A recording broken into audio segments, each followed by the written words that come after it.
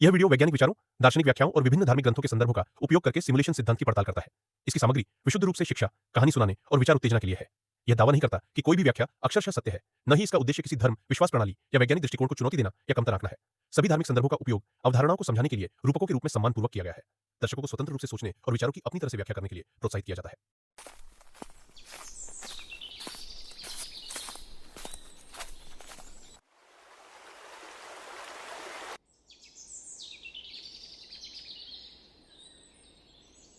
हमारा यूनिवर्स आखिर इतना एक्यूरेट क्यों है?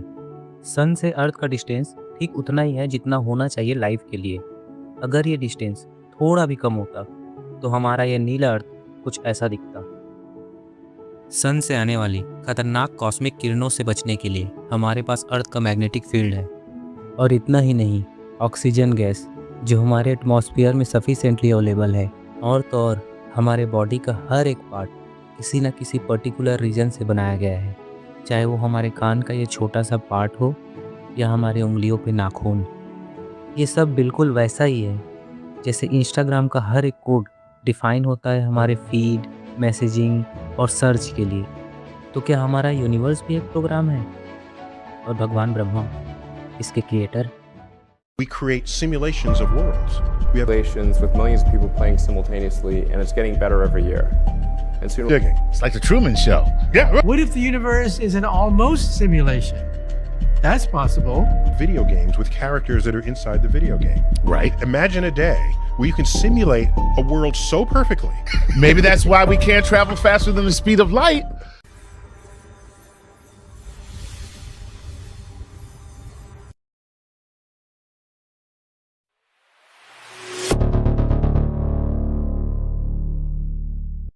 नमस्कार दोस्तों, आर्कमिस्ट में आप सभी का स्वागत है। सिमुलेशन थ्योरी या सिमुलेशन वर्ल्ड थ्योरी मतलब एक ऐसा यूनिवर्स जिसे कंप्यूटर प्रोग्राम के थ्रू बनाया गया हो। हाँ, ये सुनने में थोड़ा अजीब जरूर लगता है और इसे समझना उतना ही मज़ेदार है। शायद आप लोगों ने ये मूवी देखी हो, पर अगर नहीं देखा है तो इस वीडियो के बाद एक बार ज़रूर देखना। एक वर्चुअल सिटी जो बिल्कुल हमारी सिटी की तरह ही था। वही भीड़, वही ट्रैफिक और रोज़मर्रा की ज़िंदगी। इस सिटी में एक आदमी रहता था जिसका नाम था गाय। वो हर दिन सेम ही रूटीन फॉलो करता था। उठना, कॉफ़ी पीना, बैंक जाना और दोस्तों से मिलना, बिल्कुल हमारे जैसे। पर गाय कोई इंसान नहीं था, वो एक एनसीपी था, मतलब एक नॉन प्लेएबल कैरेक्टर जिन्हें हम गेम में बेसिकली नोटिस भी नहीं करते। ये बस रोड किनारे बैठे होते हैं या कहीं चलते रहते हैं। इनकी लाइफ एक फिक्स प्रोग्राम पे चलती है। पर एक दिन कुछ अनएक्सपेक्टेड होता है। वो अपना रूटीन तोड़ देता है और खुद से डिसीजन लेने लगता है, सोचने लगता है, ऐसा जैसे उसके अंदर का कोई स्विच ऑन हो गया हो। फिर जब उसे पता चला कि मैं कोई इंसान नहीं, सिर्फ एक प्रोग्राम हूँ, तो ये मान पाना उसके लिए इम्पॉसिबल था, क्योंकि रियल तो वही है जिसे हम क्वेश्चन नहीं करते। गाय के लिए गेम ही उसकी दुनिया थी। उसके बाहर क्या है उसने कभी देखा भी नहीं था, इसलिए उसे लगता था कि वो किसी सिमुलेशन में हो ही नहीं सकता। और यही चीज़ हमारे साथ भी होता है।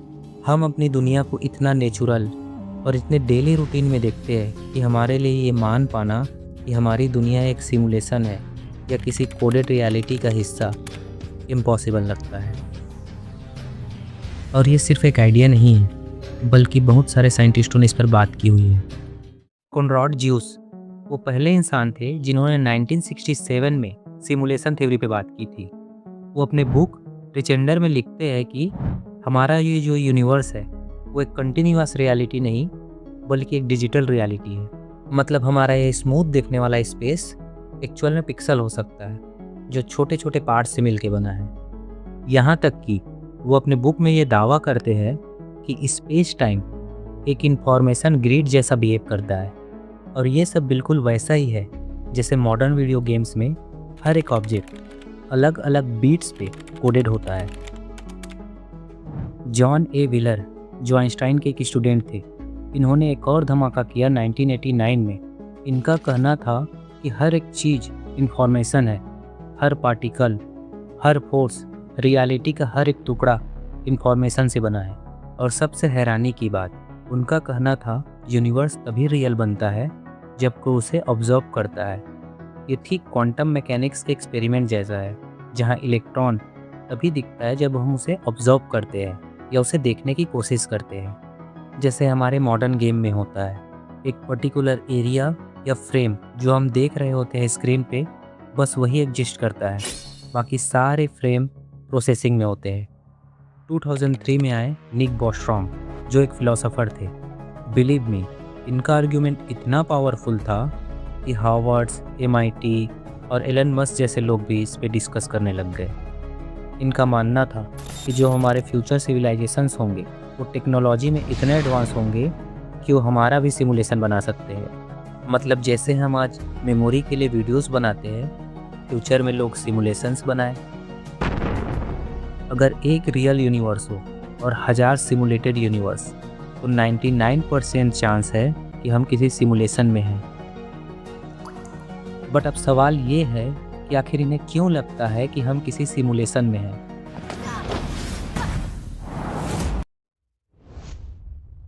हम सभी जानते हैं कि लाइट की स्पीड एक कांस्टेंट वैल्यू होती है, लगभग 3 लाख किलोमीटर पर सेकेंड। पर सोचो, अगर ये स्पीड बस 5% कम हो जाए तो ये यूनिवर्स सीधे लाइफलेस मोड में चला जाएगा। कार्बन, ऑक्सीजन, ये दोनों ही एलिमेंट स्टार में कभी बनेंगे ही नहीं। मतलब कोई सांस लेने वाला जानवर नहीं, कोई पेड़ नहीं, कोई फ्लेम नहीं, कोई हम नहीं। और अगर ये बस 5% से ज़्यादा हो जाए तो तब एनर्जी इतनी बढ़ जाती कि कोई स्टार स्टेबल ही नहीं हो पाता। हर दिन यूनिवर्स में कॉस्मिक ब्लास्ट होते, हमारा सोलर सिस्टम कभी बन ही नहीं पाता।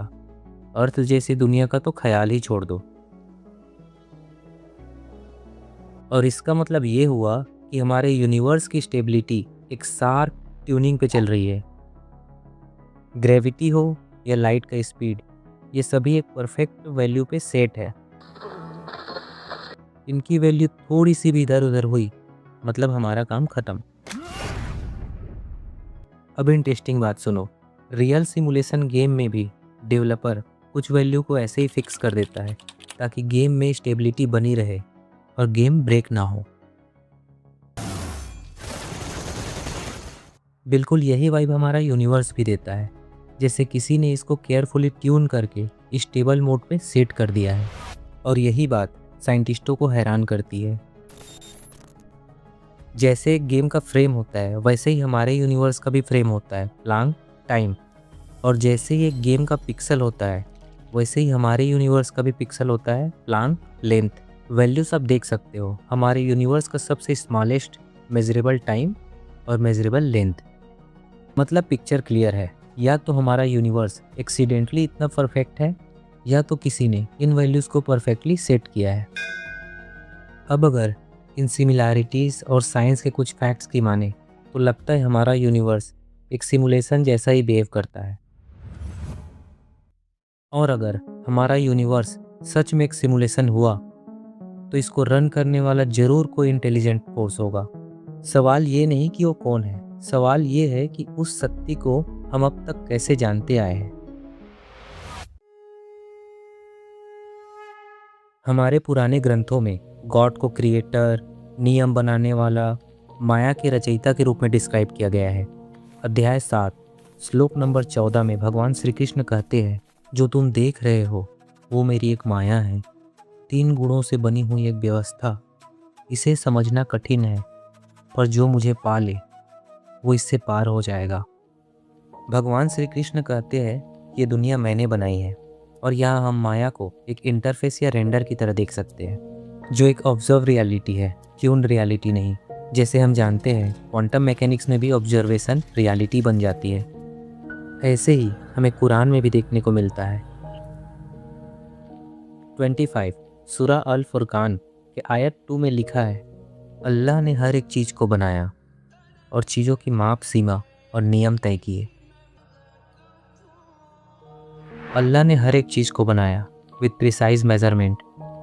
यहाँ हम प्रिसाइज तो कुछ ऐसा देख सकते हैं, यूनिवर्स के कांस्टेंट, फिजिक्स के नियम, लिमिट और प्रॉपर्टीज़ की तरह, बिल्कुल एक प्रोग्राम की तरह, जहाँ हर एक चीज़ का पैरामीटर सेट है। और अगर हम बाइबल पे देखें तो जेरेमाया चैप्टर नंबर 10 वर्स 12 पे लिखा है, प्रभु ने पृथ्वी को अपने सामर्थ्य से बनाया, उसने जगत को अपने बुद्धि से स्थिर किया और आकाश को अपनी प्रवृत्ता से तान दिया। दुनिया विजडम से बनाई गई, मतलब रैंडम नहीं है। इसको एक कोड जैसा समझ सकते हैं, जहाँ विजडम को हम एल्गोरिदम, फिजिक्स इंजन और लॉजिक डिज़ाइन की तरह देख सकते हैं। इसी कॉन्सेप्ट को सदियों बाद आज मॉडर्न फिजिक्स भी बताती है। इसे हम लिटरल प्रूफ की तरह नहीं देख सकते, लेकिन एक सिंबॉलिक ओवरलैप जरूर ले सकते हैं। हमने अपने ग्रंथों में पढ़ा, दुनिया को बनाने वाला और नियम बनाने वाला एक ही है। एक ने उसे क्रिएटर कहा, एक ने लॉ ऑफ नेचर, और दोनों उंगलियां एक ही डायरेक्शन को दिखाती है। खैर, अब हम इंसान भी सिमुलेशन गेम बनाने लगे हैं। जरा सोचो, अगर हम किसी गेम के कैरेक्टर को AI ब्रेन और इमोशनल एजेंट कोड कर दे, तब वो गेम को ही अपनी रियलिटी समझेगा और अपना डिसीजन खुद ले पाएगा। उसकी अपनी एक इमोशंस होंगे। अब जब हम इंसान ये सब बनाने के इतने करीब है, तो किसी हायर इंटेलिजेंस ने हमें बनाया, ये सब मानना सही भी लगता है। जैसे गेम में एक इन्फॉर्मेशन बुक होता है जो अलग अलग लैंग्वेजेस में होते हैं, जिसको पढ़ के हमें गेम के रूल की समझ होती है। हमारे पास हमारे यूनिवर्स में हमारे कुछ डिवाइन बुक्स है, जैसे कुरान, भगवद गीता, बाइबल, गुरु ग्रंथ साहिब, कल्प सूत्र और महायान सूत्र, जिन्हें पढ़ के हम में संसार के नियम और इंसान होने की समझ आती है। इन सभी किताबों में एक सिमिलर मैसेज है, इस दुनिया के नियम को समझो, अच्छे से जियो और इस दुनिया को एक बेहतर जगह बनाने की जिम्मेदारी उठाओ। बस लैंग्वेज अलग है, कल्चर अलग है, एग्जाम्पल्स अलग है, पर मैसेज सेम, इंसानियत।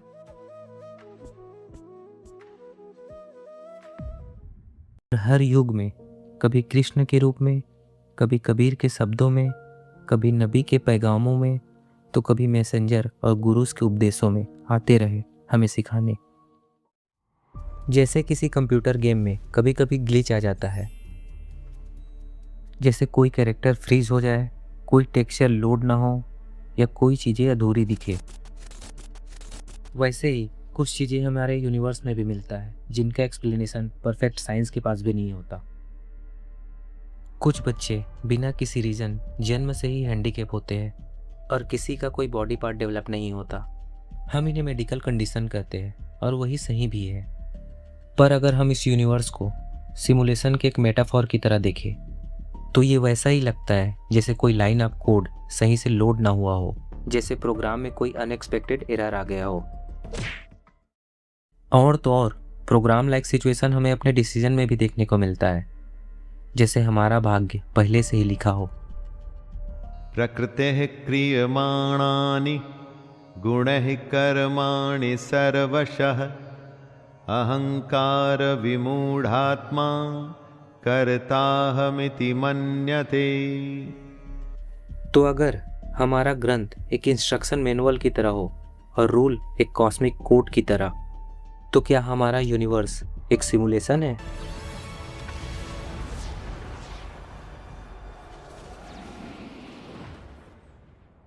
अगर ये सब एक मेटाफॉर भी हो, तो एक बात तो क्लियर है, लाइफ एक रिस्पॉन्सिबिलिटी है, सीखने का, समझने का और अच्छे से जीने का। इस वीडियो का मकसद बस इतना ही था, अपने ज़िंदगी को एक नए नज़रिए से देखना और उस कोड को समझना जिस पर हम चल रहे हैं।